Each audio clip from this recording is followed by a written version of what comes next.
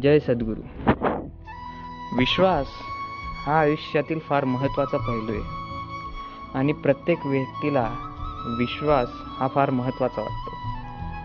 आणि कोणताही व्यक्ती कोणत्याही दुसऱ्या व्यक्तीवर एक तर अविश्वास करतो, नाही तर अंधविश्वास करतो.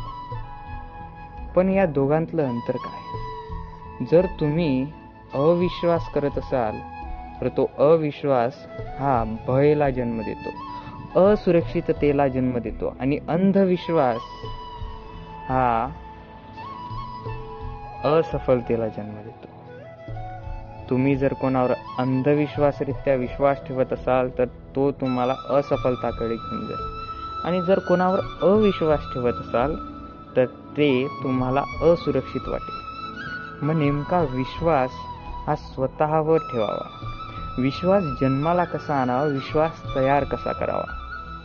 जर विश्वास ठेवायचा असेल कोणा दुसऱ्यावर तर आधी तुम्हाला स्वतःवर विश्वास ठेवावा लागेल. जर तुम्ही स्वतःवर विश्वास ठेवला तर तुमचं ध्येय वाढेल. आणि ध्येय वाढलं म्हणजे तुमचा स्वतःवरचा मनाचा ताबा वाढेल.